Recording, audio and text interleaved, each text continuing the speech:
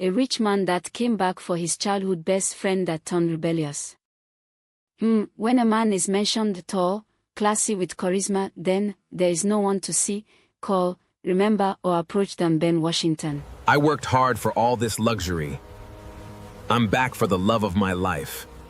Ada, I love you. On the other hand, Ada was now rebellious, irresponsible, and careless, drinking and partying all the time.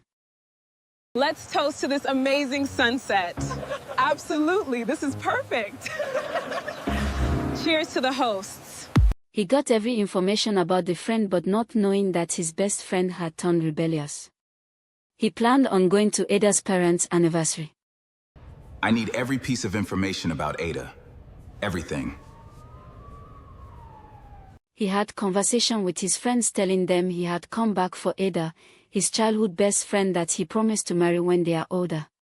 I think you should ask her at her godmother's anniversary, and if she doesn't comply, then ask her parents for her hand in marriage. In his own words, he laughed, but said, "This is ridiculous. I know that my friend will wait for me, because we promised each other that we will love each other forever." He sat in a coffee shop, reminiscing the past, of how he rejected a lot of girls because he promised Ada to come back and marry her. So he would be so frustrated if Ada rejected him. The day finally came, for Auntie Afwa's anniversary. Ben walked into the room, with a lot of confidence and charisma, attention drawn to him like a plague. People watched and said to themselves, "Who is this handsome man?" Some of them recognized him as the childhood best friend of Ada, but Ada herself couldn't recognize him and his charm, because she was seated near Jackson.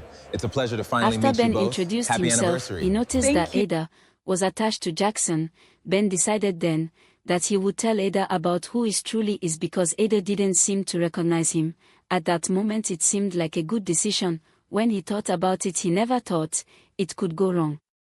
He walked to Ada. She was sitting with Auntie Afwa. Ben asked politely if he could talk to Ada. He asked Auntie Afwa.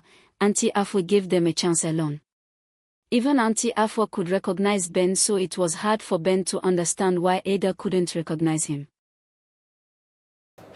Auntie, would you mind excusing Ben and me for a moment? Yes, dear, go on. She sat near Ada. He said, "Do you know who Good I am?" evening. He I'm honored asked. to be Ada here. responded, Oh, it's a "No." pleasure. Thank Why? you for coming. If I may ask. Ben felt a surge of pain in his vein. He answered, "I'm Ben Washington, the big-headed Ben." Ada sighed in pain. Ada said, "Is that you, Ben?" Ben said, "Yes, and I'm back to fulfill my promise to marry you." Ada said, "I have a boyfriend already." Ben said, "But we promised ourselves get married." Ada said, "I can't marry you. In fact, I will never marry you." I can't marry you. In fact, I will never marry you. Ben was angry about the fact that the childhood lost friend could not marry him. So he thought about it and remembered what his friend said. Her living insane. If he doesn't agree, then go and ask for her hand in marriage from her parents. Ben went ahead to Ada's parents to ask for her hand in marriage. Her father was delighted that somebody wanted to marry her rebellious child. And thinking that Ben was her childhood best friend and now respected in the community, he said, "I will do whatever I can to make sure that my daughter marries you." That is a promise. In the days that followed, the house was filled with tension. Ada stood before her family as their harsh words echoed through the room. Will marry him, They scolded finalize her the for merger, and refusing the protect man this they had family. chosen, accusing her of rebellion and bringing shame to the family.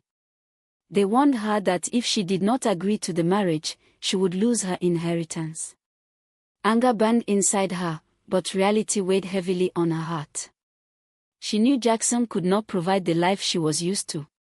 Trapped between pride, pressure, and fear of losing everything, Ada made a painful decision. Not out of love, but out of anger and obligation, she agreed to marry Ben.